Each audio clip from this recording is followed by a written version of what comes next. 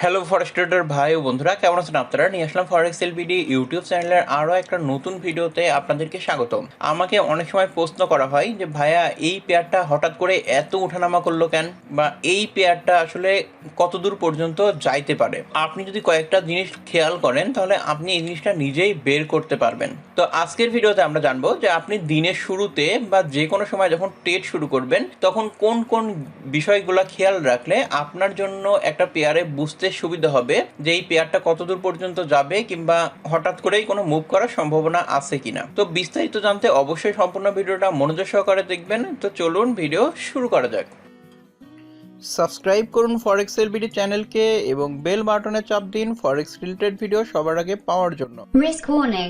তো দিনের শুরুতে আপনি যেই সময় ট্রেড করা শুরু করেন না কেন, ট্রেড করা শুরু করার আগে আপনাকে কয়েকটা জিনিস খেয়াল রাখতে হবে। প্রথম যে জিনিসটা খেয়াল রাখতে হবে সেটা হলো যে বর্তমান এই সময়ে কোনো নিউজ আছে কিনা। ইউএসডি তে ট্রেড করেন তাহলে ইউএসডি নিউজ আছে কিনা, যদি জিবিপি তে ট্রেড করেন তাহলে জিবিপি রিলেটেড কোনো নিউজ আছে কিনা, মানে যেই পেয়ারের সঙ্গে কানেক্টেড আছে আপনি যেই পেয়ারে ট্রেড করেন সেই পেয়ারে কোনো নিউজ আছে কিনা। সেই নিউজগুলো আপনারা কোথা থেকে দেখবেন? ফরেক্স ফ্যাক্টরি থেকে। এবং ফরেক্স ফ্যাক্টরি থেকে আসার পরে এখানে আপনারা আজকের দিনের যাবতীয় নিউজ, যেই নিউজগুলোতে মার্কেটে ইফেক্ট হইতে পারে, সেই নিউজগুলো আপনারা এখানে দেখতে পারবেন। এবং উপরের দিকে দেখবেন যে একটা ঘড়ি আছে, এই ঘড়ির উপরে চাপ দিলে এখানে আপনারা জিএমটি 6+ ঢাকা সিলেক্ট করে দিবেন, এএমপিএম, এরপরে সেভ দিয়ে দিলে এটা সেভ হয়ে যাবে। এবং আপনার যে ঘড়ির টাইম, এই যে এখন রাত 1:50 বাজে, আপনার কম্পিউটারের ঘড়ির সঙ্গে এই ঘড়িটা সেট হয়ে যাবে। এখানে আমাদের দেশের টাইমে কোন সময় নিউজ আছে সেটা কিন্তু দেখাচ্ছে। যেরকম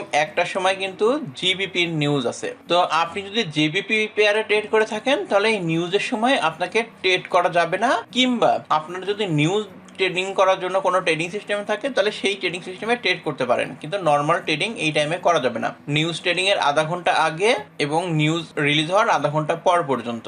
তো ট্রেড শুরু করার আগে এক নম্বর যে জিনিসটা দেখতে হবে সেটা হচ্ছে আপনাকে ফরেক্স ফ্যাক্টরি দেখতে হবে যে আজকে কোনো মেজর নিউজ আছে কিনা। আর এখানে রেড কালার যেগুলো, এটা খুবই গুরুত্বপূর্ণ নিউজ। আর এখানে যে কমলা কালার যেটা আছে এটা হচ্ছে মিডিয়াম গুরুত্বপূর্ণ। আর এখানে যে হলুদ কালারের ফোল্ডারের মতো দেখতেছেন এখানে হচ্ছে কম গুরুত্বপূর্ণ নিউজ আছে, মানে লো ইম্প্যাক্ট নিউজ। আর তো এক নম্বর কাজ আমাদের হয়ে গেল আজকে কোনো নিউজ আছে কিনা এটা দেখা।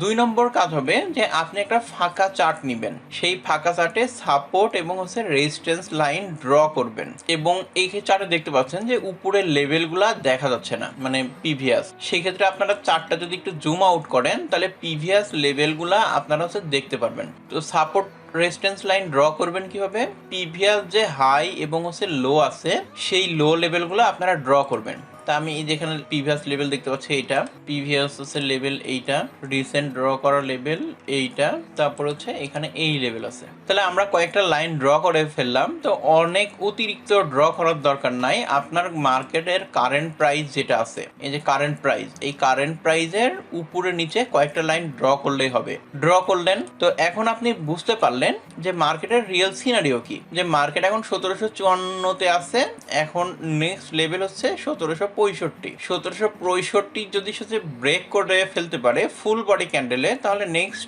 লেভেল হচ্ছে 1802। আর এইখান থেকে যদি মার্কেট ব্যাক করে তাহলে এখান থেকে 1735-এ আসতে পারে। তারপরের লেভেল হলো 1721। তাহলে মার্কেট আমরা জানি তিনটা কন্ডিশনে থাকতে পারে। এক, মার্কেট এই আপ ট্রেন্ডের মধ্যে থাকতে পারে, মার্কেট এই ডাউন ট্রেন্ডের মধ্যে আসতে পারে, আর একটা হচ্ছে মার্কেট সাইডওয়ের মধ্যে থাকতে পারে, যেরকম এরকম। তো রিসেন্ট চার্টে আমরা যদি হায়ার হাই হায়ার লো দেখি, তাহলে রিসেন্ট লোয়ার হাই ছিল হচ্ছে এই লেভেলটা, এই লেভেলটা হচ্ছে লোয়ার হাই ছিল। এবং বর্তমান সময় দেখেন লোয়ার হাইকে সে ব্রেক করে ফেলছে। তার মানে কি ডাউন ট্রেন্ড শেষ, এখন হচ্ছে আপ ট্রেন্ড শুরু। আমরা কিন্তু এই খালি চার্ট দেখেই বুঝতে পারতেছি। তো এখন আপনি বুঝে গেলেন যে মার্কেট আপ ট্রেন্ডের মধ্যে আছে কিভাবে? হায়ার হাই হায়ার লো দেখে।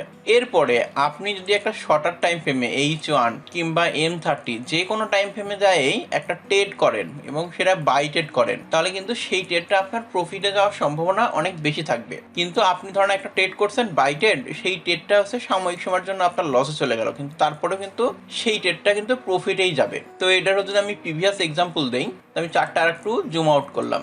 এইখানে দেখেন যে মার্কেট ডাউন ট্রেন্ডে আছে না, ডাউন ট্রেন্ড বুঝবেন কিভাবে, এই যেখানে হায়ার লো লেভেল যেটা ছিল, এই যে হায়ার লো লেভেল যেটা ছিল ওইটা কিন্তু হচ্ছে এই পজিশনে যায় ব্রেক করে ফেলছে। ব্রেক করার পরে এখানে কিন্তু হচ্ছে এটার মাধ্যমে ডাউন ট্রেন্ড শুরু হলো। তো ডাউন ট্রেন্ড শুরু হওয়ার পরে আপনি যদি যে কোনো পজিশন থেকে, যে কোনো পজিশন, এই পজিশন, এই পজিশন, এই পজিশন, এই পজিশন, মানে যে কোনো পজিশনে যদি আপনি সেল ট্রেড করেন এবং সেই সেল ট্রেডটা যদি ধরে রাখেন, তাহলে দেখবেন যে কিছুদিন পরেই বা একদিন পরে আপনার ওই ট্রেডটা প্রফিটে চলে আসছে। এর জন্য এটা বোঝার জন্য আপনাকে কি করতে হবে, খালি চার্টে প্র্যাকটিস করতে হবে যে মার্কেটের আসলে কোন পরিস্থিতির মধ্যে আছে এখন। এইভাবে আপনারা খালি চার্টে মার্কেটের পরিস্থিতি বুঝে নিলেন। এরপরে কি করতে হবে, যে আপনার যে ট্রেডিং সিস্টেম আছে সেই ট্রেডিং সিস্টেমে যাইতে হবে। এরপর আপনি শর্টার টাইম ফ্রেমে ট্রেড চলে আসলেন, বা আপনার যেই চার্টে আপনি ট্রেড করেন সেই চার্টে আপনি চলে আসলেন। আসার পরে আপনার যদি ট্রেডিং সিস্টেম হয় আইসি মুকু দিয়ে, আপনার যদি ট্রেডিং সিস্টেম হয় বাই সেল ম্যাজিক দিয়ে, আপনার যদি ট্রেডিং সিস্টেম হয় মুভিং এভারেজ দিয়ে, মানে যেই ট্রেডিং স্টাইলে ট্রেড করেন সেই ট্রেডিং স্টাইলের জন্য আলাদা চার্ট দেখে আপনি আপনার সেটআপ খুঁজতে থাকবেন। এরকম যদি খুঁজেন তাহলে দেখবেন যে মার্কেটে কোন টাইমে নিউজ আছে এটা তো আপনি আগেই দেখে ফেলছেন, মার্কেটের সাপোর্ট রেজিস্ট্যান্স লেভেল ওইটাও আপনি এঁকে ফেলছেন, বর্তমান যে পরিস্থিতি সেটাও আপনার হচ্ছে খালি চার্টে এঁকে বুঝে আসছেন। এখন হচ্ছে আপনাকে খুঁজে খুঁজে সেই ট্রেন্ড অনুযায়ী বা রেঞ্জ অনুযায়ী আপনাকে ট্রেড করতে হবে, তাহলে আপনার জন্য ট্রেড করা অনেক বেশি সহজ হয়ে যাবে। তো আমি যেভাবে দেখাইলাম এইভাবে যদি আপনি করতে পারেন তাহলে আপনার মার্কেট বুঝতে অনেক বেশি সুবিধা হবে। এর পাশাপাশি যখন দেখবেন যে মার্কেটে অতিরিক্ত মুভমেন্ট হচ্ছে, সেই মুভমেন্টটা আসলে কেন হচ্ছে বা মার্কেটে অনেক বেশি মুভ করতেছে, এটা কেন মুভ করছে, এটার জন্য আপনারা মোবাইল কম্পিউটার সব জায়গাতেই একটা অপশন পাবেন, সেটা হলো নিউজ। এখানে দেখবেন যে নিউজ চলে আসবে সঙ্গে সঙ্গে এবং একসঙ্গে অনেক নিউজ রিলিজ হবে। যে ওই পেয়ারটা ধরুন আপনি জেপিতে ট্রেড করছেন, এখানে জেপিতে নিউজে বলাই থাকবে যে এই মুভমেন্ট আসলে কেন হয়েছে।